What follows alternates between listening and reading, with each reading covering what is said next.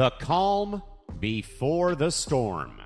The toughest competition in MMA. The Ultimate Fighter, coached by Daniel Cormier and Michael Bisping, is back for its 34th season.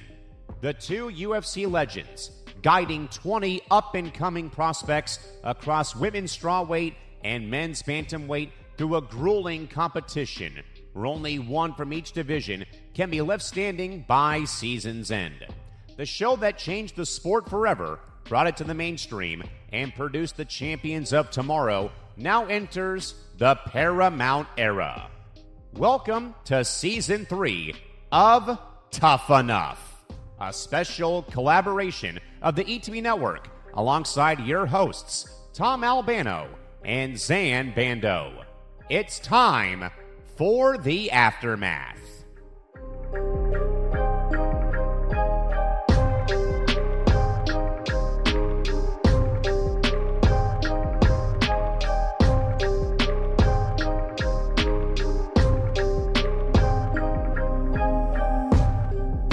All right, everybody, welcome to another edition of TUF Enough. Episode 3 of The Ultimate Fighter Season 34 is now officially in the books. It has been officially up for about a day and a half now by the time you guys are seeing this. And it's time to break this episode down. Hi, everybody. I'm Tom Albano.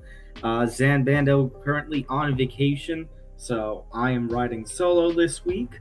So hopefully you're not all too disappointed by that, but a lot of stuff that happened during this episode, a lot of feelings that I have about some of the stuff that's going on in the TUF world. So I'll hopefully be able to entertain you guys while you sit back, relax, and enjoy this little look into episode 3 of this TUF season with Team Cormier and Team Bisping. Before we get into any of that, make sure you hit that like button. Make sure to smash the subscribe button and hit the notification bell. Ring the bell, I should say. So that way you get notified of everything here at the Empty the Bench Network. Whether it be every episode of TUF Enough that we're going to do, whether it be every episode of my show, Fight IQ, which airs every Monday at 7 p.m. Eastern, 4 p.m. Pacific, here on the Empty the Bench Podcast Network. Whether it be every episode of Bando's Breakdowns, which airs every Friday, 3 p.m. Eastern, noon Pacific, on the Empty the Bench Network. Zan's Zinger Part 2, Zan's other show, which airs on Sunday mornings at 11 a.m. Eastern, again, here on the Empty the Bench Network. And then, of course, Fight IQ, The Puncher's Chance, your little betting pre-show before every UFC card. That's going to air on Friday night this week because of the UFC being in Baku this weekend. So shout out to all of you. Make sure you hit like, subscribe, hit the notification bell. And shout out to all of you who are watching us on the X platforms that this is going out to. We thank you so much for that. And if you are watching on those platforms, hit the like, hit the quote post, hit the repost, and share the show out. And then, of course, come to our YouTube home, youtube.com/ETB Network. We're over 1,120 subscribers right now. We're going to continue to climb, help us continue to grow in terms of the watch hours, and hopefully help us get to a point that we can be very proud of. Very proud of the work we've done here so far at ETB, and we want to continue to grow this platform. Make sure to follow us across social media for my show, Fight IQ ETB. There's Zan's show at Bando's Breakdown, for the Empty the Bench Network at ETB Network. And then you can follow Zan on social media at ZanBando99. You can follow me on social media at Thomas Albano. All right. A lot to break down with this episode. I want to just start off by talking about some of the stuff, and this may not be as long of an episode. Obviously, the first episode was an hour because we were getting used to the cast, getting to know all of them and going through all their backgrounds. Second episode was a half hour long. We're probably not going to get there this week since it's just me, nobody to bounce ideas off of. Hopefully that gets taken care of with Zan's return next week, and hopefully next week we can go to one unified normal time slot. So thank you for bearing with me. And if you saw Fight IQ yesterday, you saw how tired I was and how I'll be filling in for multiple shows this week. We're a few men down here at the network, trying to do a little plug and play at this point. Hopefully, everything will be back under control next week. But anyways, you saw a lot of team preparation, and I kind of wanted to separate team preparation from fighter preparation because, yes, it had to do with some of the stuff that went on during the actual fight today, fights on this episode. But at the same time, I think you got a little into the mindset of what's going on with some of these coaches. And even Dana White said at the start of the episode, Bisping, after his team losing the first two fights of this season, he was feeling the competitiveness. Michael Bisping is a very, very competitive man. So he came up with an idea. He said, all right, guys, I know some of you are getting ready for fights. And, we're coming very close to your fights. And it's not something that normally happens. And is kind of a bad idea in the real MMA world. But considering that this is tough, and in Dana White's words, and he said it again this week, a pressure cooker tournament, then we're going to do some fight night level sparring. And obviously Michael Bisping talking about some of the benefits of sparring, which what he's saying are legitimate benefits. The idea of getting to face somebody, the idea of trying to simulate a fight night feel, in certain cases when it's, you're preparing with your team as a professional fighter, trying to simulate the fight with somebody on the team that can best replicate who you're going to face. And there were people all over, the teammates who were all watching this level of sparring going on, where they were sparring, but it was for 2 5-minute rounds, like an actual tough fight. So there was a benefit to what Bisping was doing. There was a method to his madness. As much as the fighters, according to Bisping, were like, what? And we're like, why are we doing this? And that this isn't fun. This isn't a good idea. You know what? Michael Bisping is a former world champion for a reason. He's a very smart individual as a coach. And yeah, I mean, God, it was going to pay off for him this week, right? And meanwhile, with Daniel Cormier, obviously we didn't do Tough Enough last season, but I was doing a series for Tough last season on MMA News. And one of the headings for one of the recaps for one of the weeks from last season when DC was coaching against Chael Sonnen was embrace the grind. And embrace the grind seems to be some sort of motto, some sort of catchphrase for DC and the mindset that goes into the preparations for his team. And what they were doing this week, they were doing a lot of sprints. They were doing sprints. It was like for 20 seconds, 15 seconds, 10 seconds. He's basically talking about how it's an activity that he works with his kids, when he's coaching for wrestling. And I believe it's something that the younger class does at the American Kickboxing Academy, if I remember correctly from the episode. But he was putting a very big focus on cardio.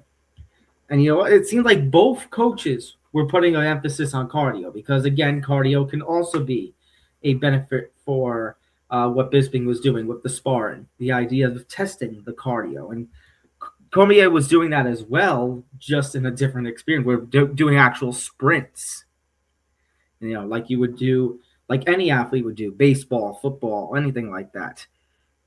But the emphasis on what happened here was about Anita Kareem, who has been selected. The fight in this episode is going to be Anita representing Team Cormier, and Anita was the final pick for Team Cormier, taking on one of the top picks for Team Bisping. I believe it was his second chosen strawweight competitor in Gigi Canuto.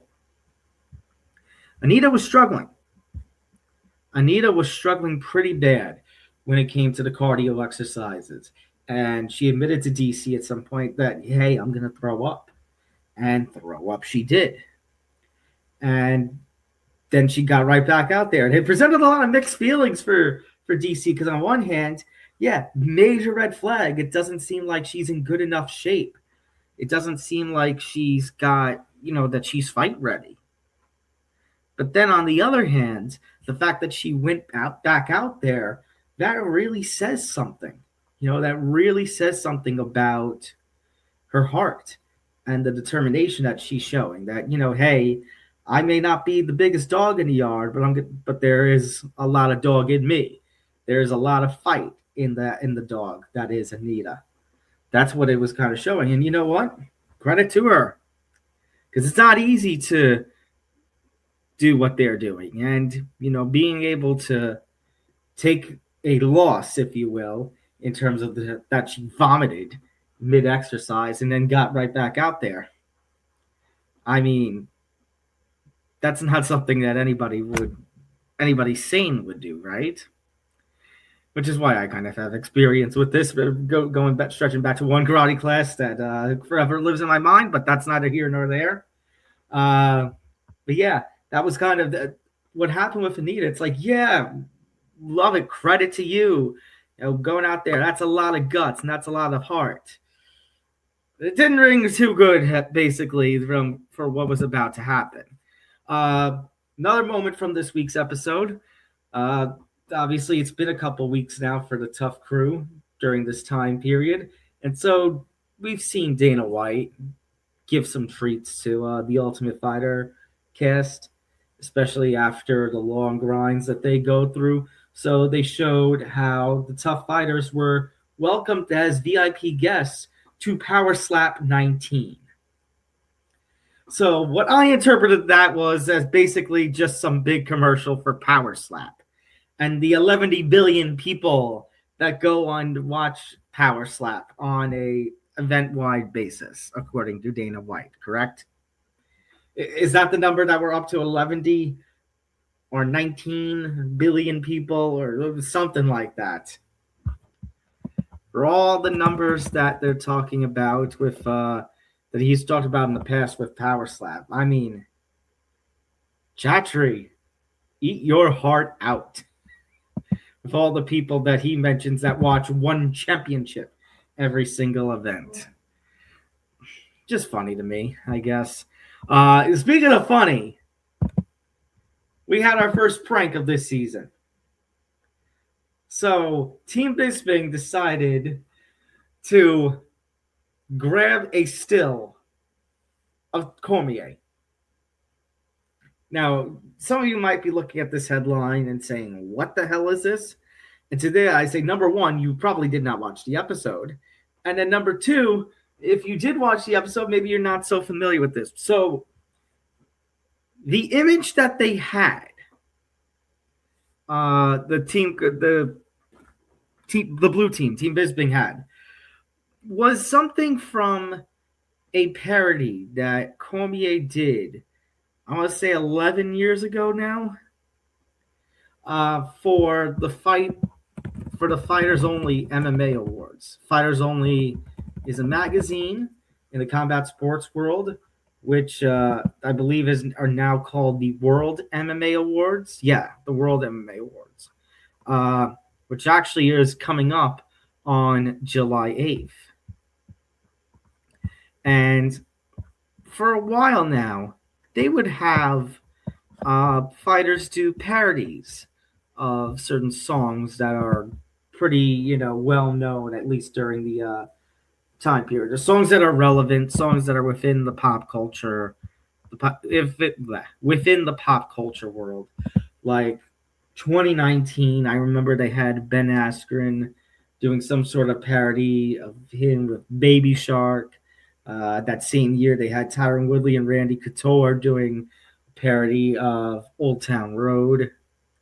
Well, I think it was in 2015, they had Daniel Cormier doing a parody of All About That Bass by Meghan Trainor. And the song that he was singing was called All About That Cake. So it would say, because I'm all about that cake, out that cake, and chicken. If you have not seen this video, it's still up on YouTube. you have to check this out. If you were watching it, if you're watching this for like the first time, you are going to be laughing your ass off. It seriously is one of the funniest things I remember watching. And it's always great when you can laugh about yourself like this. So what does Team Bisping decide to do? They take a still, an image, if you will, from that video, almost like the thumbnail. I don't think it is the actual thumbnail. Maybe it is. I don't know.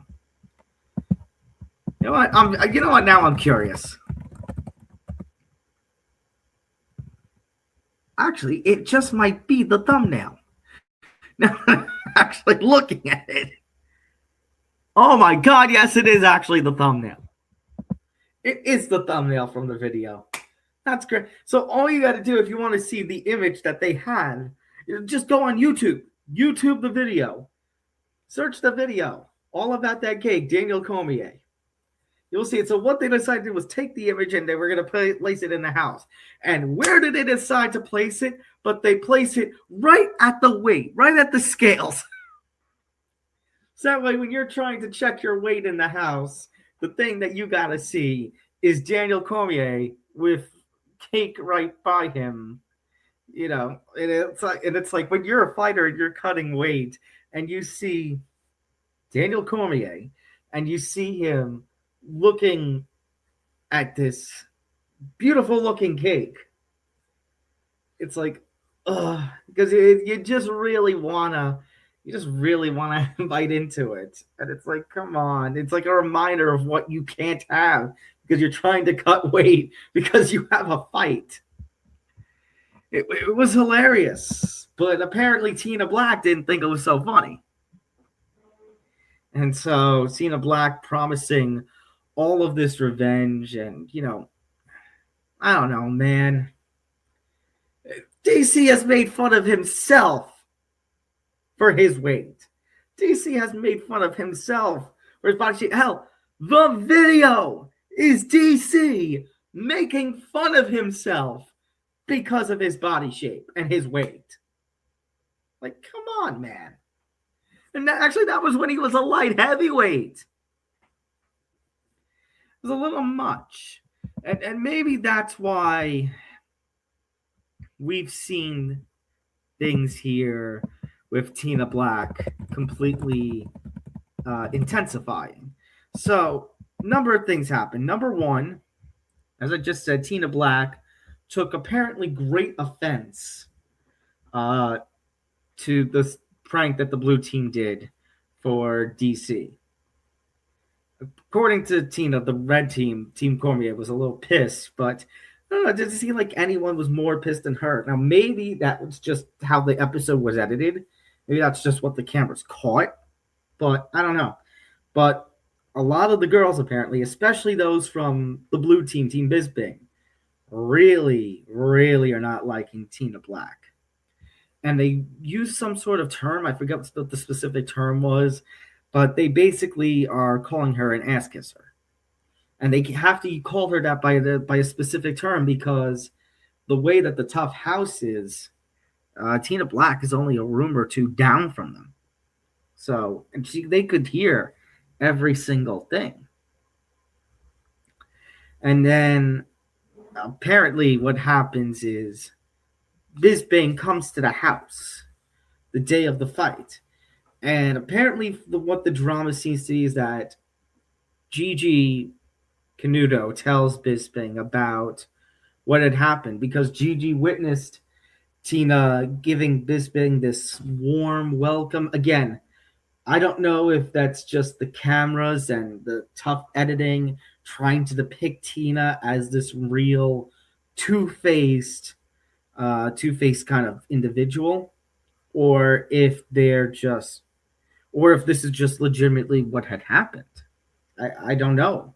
But regardless, Tina and Delphine from Team Bisping, Gigi and Delphine basically tell Bisping about, what they did with the Cormier prank and that Tina wants to get back at them and wants to get back at Bisping. And Michael's like, what did I do?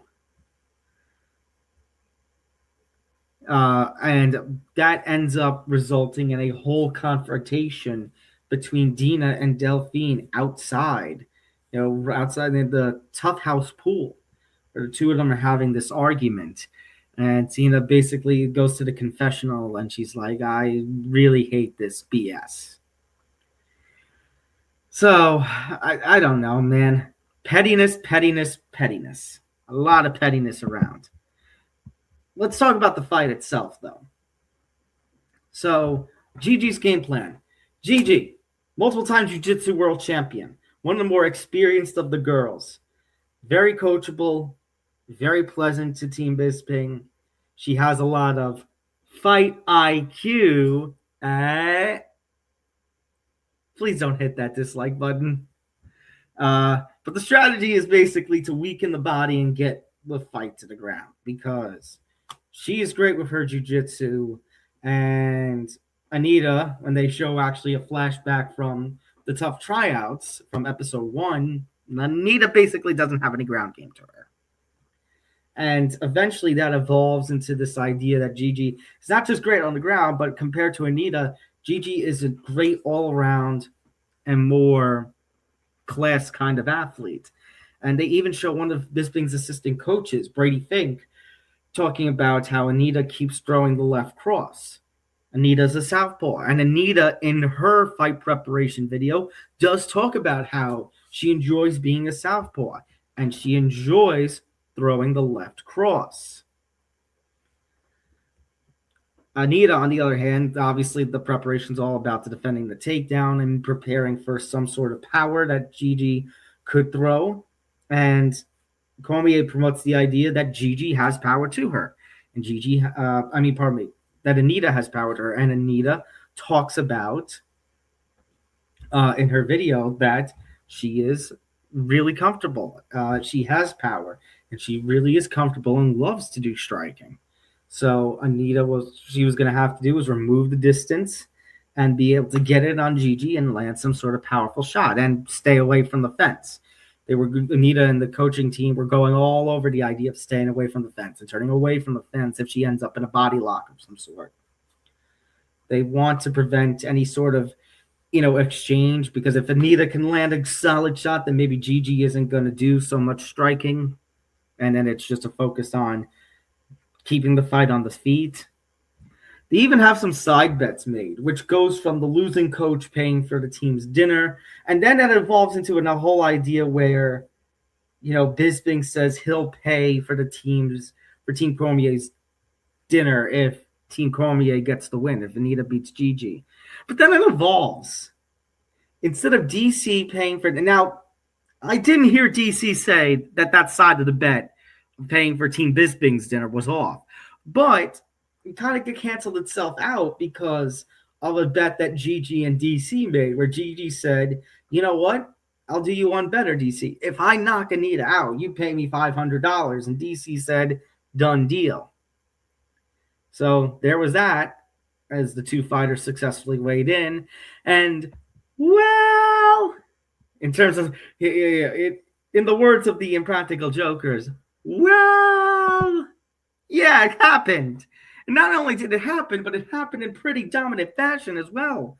Gigi Canuto winning it for Team Cormier, TKO under 30 seconds. The fight had barely started. Let's see. Let me look at my full notes for the fight. Hold on. Anita takes the center as Gigi tries to strike. Gigi lands what's called a T-kick. Now, at first I thought maybe she had landed some sort of liver kick. And getting hit in the liver, whether it's a punch, a kick, it freaking hurts. I was like, okay, maybe I don't blame Anita for this. But no. Instead, what is landed is what's called a teep kick. It is a kick where it's a classic Muay Thai kick. It's a fundamental strike in kickboxing and in Muay Thai. I think this YouTube channel is often called the quote, jab of the lower body. There's this YouTube channel that goes over teep kicks. Okay, interesting. But it's basically, like I said, it's a kicking version of a jab, and it's just meant to, it's almost a push kick, if you will. You're using the ball of the foot, the toes. So it lands, and all of a sudden, Anita seems to be in pain. And Gigi lands another kick to the body. And Gigi goes to the ground, holding her abdomen area, holding her stomach. And Mike Beltran, the referee, has no choice but that's it. She can't intelligibly defend herself. The fight is over. Just like that, Gigi Canuto is $500 richer. Just like that, Team Bisping gets his first win. Team Bisping gets their first win. Just like that, Daniel Cormier should have been paying for Team Bisping's dinner. But more importantly, you then saw DC and Dana White be critical of the performance. Their Team Bisping did the professional thing and the professional thing and the sportsman thing of, hey, you showed a lot of heart just being in there. But DC and afterward was like, that's not the Anita that I saw. That's why I kind of played into it. If you missed the episode and we're just looking at my recap, that DC was talking about how much heart Anita had. That she was the last pick of the team, that she was the underdog, the scrapper, and that she was going to do something great, and that she was going to put on as strong a performance as she could, whether she won or lost. That didn't happen in this fight. She took a teep kick, the kicking version of a jab. And I'll be blunt, she quit.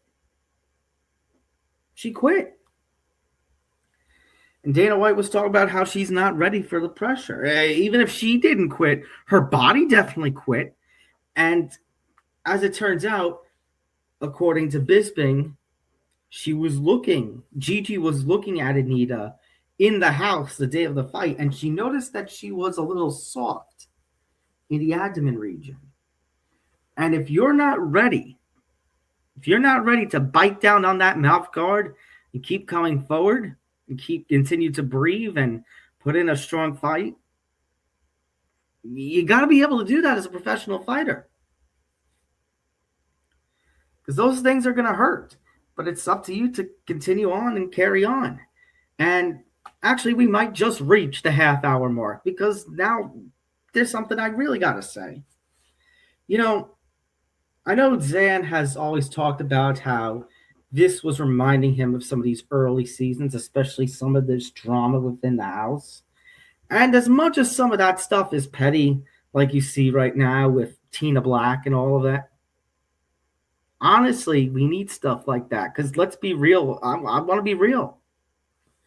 And I'll throw it up here back to this. No pun intended with throw up with Anita. The fights right now on TUF suck. A lot of suck. Now, we didn't get the Dana White rant that I thought we were going to get. But at this point, it's like if we don't get a good performance next week and we're going to be halfway through the first round, you need a Dana White level, do you want to be a fighter speech?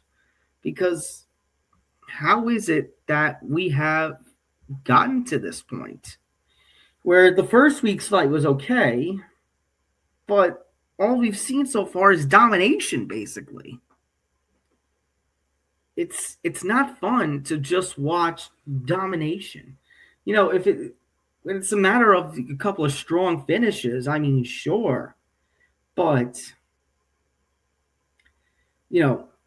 obviously this week was a strong finish, but Anita should have performed a lot better. Christian Strong last week should have been able to get a finish. Then when it came to Melissa Maya and Anna Melisano, like I said, I don't understand how Melissa wasn't one of the top picks. And hell, the other reason that it looks really bad, how Anita performed, I mean, she's a former Infinite Series champion. She fought in one championship.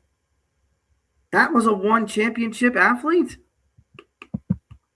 It almost makes you feel bad again for Halai Ushamo and Camila Reynoso, who,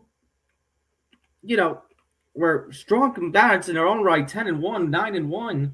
You could talk about their level of experience and level of opponent history. But then when you got Anita going out there and putting on the performance that she did, it almost feels like one of those two should have been in here and not Anita. It's a damn shame. So I'm going to be real. The fights suck right now. And if this is going to be the level of fights that we're going to get, why even bother with TUF? I'm sure Zan's not going to like me saying that. I'm sure Nick Morgansen's not going to like me saying that. But that's the reality. Then what are we doing here? Then what is even the purpose of TUF? Because it's pretty clear TUF takes a back seat to Dana White Contender Series these days anyway. Let's actually see some damn good fights, can we? Next week, Bisping has selected Muhammad Ali Osmanli taking on Artem Black. And Dana White is hyping the hell out of Muhammad Ali. 12-1 fighter. He's a veteran of, I want to say UAE Warriors. Let me double check my notes here. Yeah, UAE Warriors. 12-1, 10 finishes. And then you got Artem Black, who, sorry, let me get back to my notes again. 11-2, former LFA bantamweight champion. 11-2. So this should be a high-level fight. If we don't see a high-level fight next week, then my message to the likes of Zan and everybody else who will be tuning in is then you better enjoy the hell out of the in-the-house stuff, because the stuff that you're going to see in the cage, if next week doesn't deliver, that there's no hope. There's no hope. Next week, you're also going to see drama apparently between Cormier and Bisping, because Artem was in the middle of a weight cut. Something was going on with the training schedules, and the two seemed actually tense. At first, I thought it was just Cormier was locking out Bisping as sort of a prank. Didn't seem that way. All right. That's going to do it for this edition. Tough Enough. Hopefully next week we will have a more consistent time for you, and hopefully that'll be where it is, probably Tuesday night, I think. But hopefully at that point we have consistency and we have a specific slot now for Tough Enough. So I thank you all for tuning in. Zan will be back next week. Until then, make sure you hit that like button, subscribe, hit the notification bell so you get notified of everything here at the Empty the Bench Network. If you're watching on X, like button, repost, quote post, and then come to YouTube, help us grow there. Make sure to follow us across social media at FightIQ at Bando's Breakdown, at ETB Network, at ZanBando99, at Thomas J. Albano. All right. Thank you all for tuning in to this edition of Tough Enough. My name is Tom Albano. We'll see you next time. Until then, take care, everybody.